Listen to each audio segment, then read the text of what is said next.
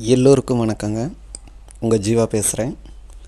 இப்போ குரு பயிற்சி, சனி பயிற்சி, ராகு கேது பயிற்சி, 2025 புத்தாண்டு பலன்கள், இப்படி அனைத்து அன்பர்களும் நண்பர்களும் கேள்வி கேட்பதும் பதில் சொல்வதும் மகர ராசிக்கு மிக மிக அதிகப்படியான நல்ல விஷயங்களை பலனாக சொல்லிக்கிட்டு இருக்காங்க.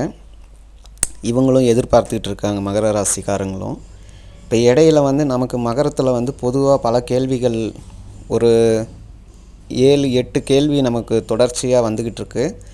அந்த கேள்விகளும் அதற்கான பதிலையும் நாம் பார்த்துடலாம். கேள்வி என்ன அப்படின்னா, மகர ராசி ஆணோ பெண்ணோ அவர்களோட அப்பாவோட மறைவுக்கு பிறகு தான் இந்த மகர ராசிக்காரங்க பெருசாக வருவாங்க, சைன் பண்ணுவாங்க, நிற்பாங்க, பேர் புகழ் அடைவாங்க.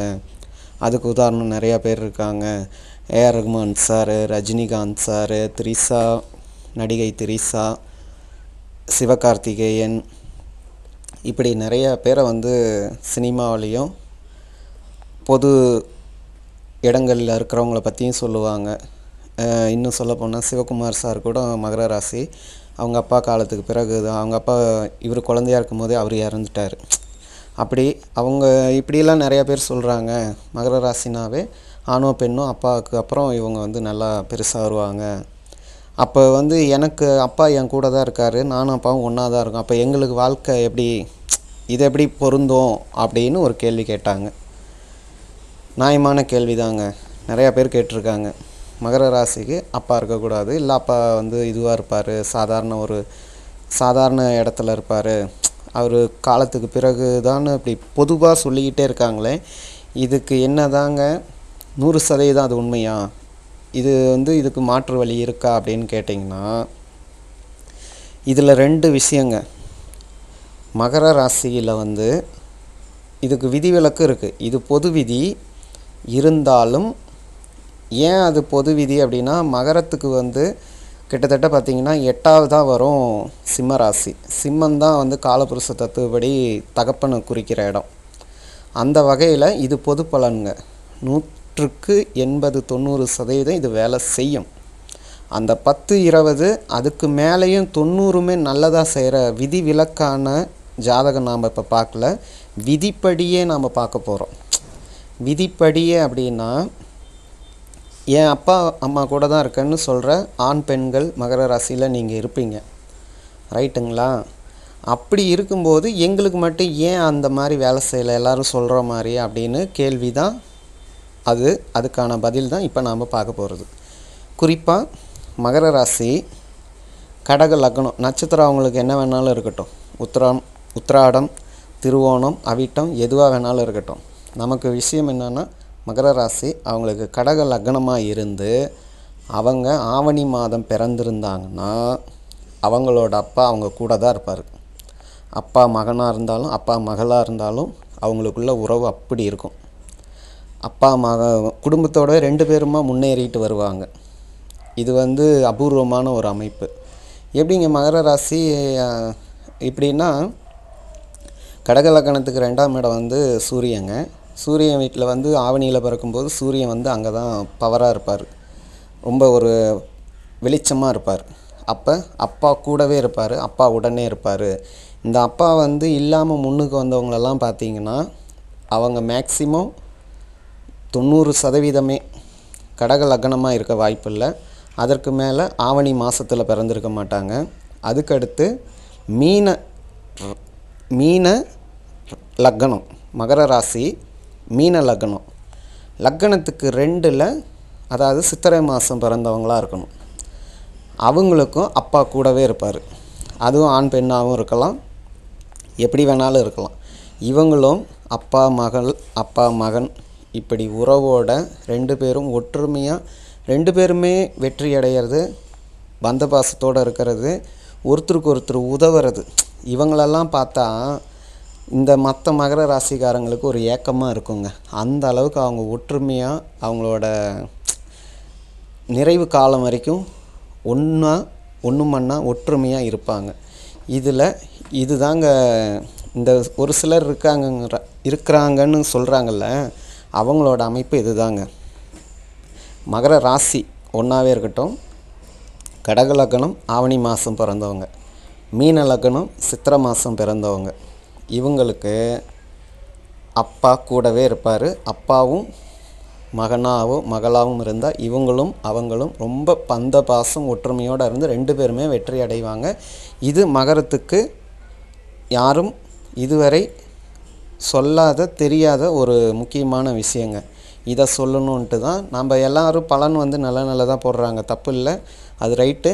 அந்த டயத்தில் இதையே நாம் போடுறோம்னா சிலர் அப்பா காலம்னு ஒரு வாய் வார்த்தை வர்றப்ப, அடடா எங்கள் அப்பா என் கூட தான் இருக்கார், நான் வந்திருக்கேனே, அப்போ என்ன, அப்போ அது பொய்யா, இல்லை நமக்கு தான் ஆகிடுமா, அப்படிங்கிற சில பயமோ சந்தேகமோ உங்களுக்கு வரக்கூடாது அப்படிங்கிறதுக்காக இந்த 2 பாயிண்ட்டுங்க.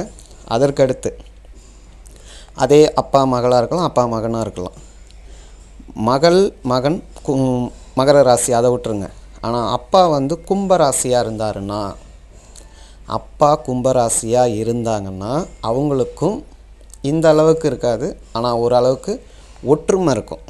பெருசாக அவங்க பந்தபாசம் பெருசாக சைன் ஆவாங்க நிறைவாவாங்கங்கிறதெல்லாம் இல்லைங்க. ஆனால் 2 பேர்த்துக்குள்ளே பரஸ்பர ஒற்றுமை இருக்கும். தாய் மகள் பாசம் எப்படியோ அதே மாதிரி தந்தை மகன் பாசம் அப்படி இருக்கும். பெண்ணாக இருக்கட்டும் ஆணாக இருக்கட்டும், மகரத்தில் இருக்கவங்களுக்கு அவங்களோட அப்பா கும்பராசியாக இருந்தாங்கன்னா இது மாறுபடும். எது மாறுபடும் அப்படின்னு கேட்டிங்கன்னா, அவங்களும் குடும்பத்தோட அப்பா அம்மாவோடு இருப்பாங்க, அப்பாவுடன் இருப்பார். ஆனால் இந்த மீன லக்னம் கடக லக்னம் அளவுக்கு இருக்காது. அதே மாதத்தில் பிறந்தவங்களாக இருக்கணும், அது அவங்களுக்கு அது விதி. மீனத்துக்கு சித்திரை, கடகத்துக்கு ஆவணி. அதை தவிர்த்துட்டு இவங்க கும்பராசியாக இருந்தாங்கன்னா அப்பா மகள் உறவு நன்றாக இருக்கும். சரிங்களா? இதுதாங்க நாம் சொல்ல வந்த விஷயம். இது ரொம்ப நாளாக பல பேர் கேட்ட கேள்விக்கு நம்ம ஒரு விளக்கம் சொல்கிற மாதிரி இருக்கட்டும். ஏன்னா பல பேர் தன்னோட தந்தையோடு இருந்து நாம் ஜெயிக்க முடியாதா, சைன் ஆக முடியாதா அப்படின்னு நினைக்கிறவங்களுக்காக இது ஒரு தெளிவுபடுத்துறதுக்காக ஒரு விளக்கம் உரை. ரைட்டுங்களா? இப்போ பொது பலனுக்கு வருவோம். மேக்சிமம் 2025 பல கிரக பயிற்சிகள் மாற்றம் வருது. அதையெல்லாம் தாண்டி உங்களுடைய எல்லோரும் சொல்கிறது தான் நானும் சொல்கிறேன், அதையெல்லாம் தாண்டி உங்களுடைய ஜாதக அமைப்பும் நல்லா இருக்கிற பட்சத்தில் உங்களுக்கு சரியான, அதாவது ஜாதக அமைப்பு சுமாராக தான்பா இருக்குது, தூங்கிட்டு தான்பா இருக்குது அப்படின்னாலும் சரியான திசா புத்தி நன்றாக இருக்கும் பட்சத்தில் உங்களுக்கும் நல்ல எதிர்காலம் உண்டு. ஏப்பா எனக்கு அதுவும் இல்லை இது இல்லை அப்படின்னிங்கன்னா ஒன்றுமே இல்லைங்க. நீங்கள் தெளிவாக தெம்பாக எல்லாத்தையும் ஒதுக்கி வச்சுட்டு தெளிவாக ஒரு முடிவெடுங்க.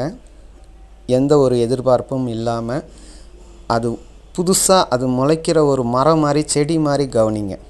ஒரு விஷயத்தை ஆரம்பிக்கும் போதே இது இப்படி வரும் அப்படி வரும்னுங்கிற முடிவுக்கு இல்லாமல் நீங்கள் அதை எப்படி அந்த ஆர்ட் வரைகிற மாதிரி புள்ளி வச்சு ஆரம்பிக்கிறீங்க, அதை எப்படி போகணும்னு ஒரு ஆர்வமாக பார்க்குறீங்கள்ல, அந்த மாதிரி வாழ்க்கையை பாருங்கள்.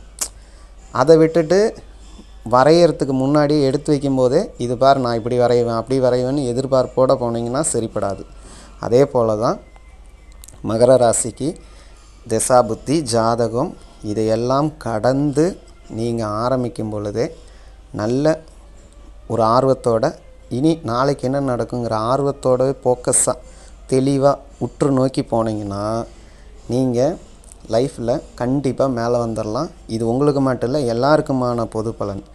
எதுவுமே நமக்கு சரியாக இல்லைன்னா எல்லாத்தையும் ஓரங்கட்டி வச்சுட்டு நம்மளை நாம் நம்பணும்.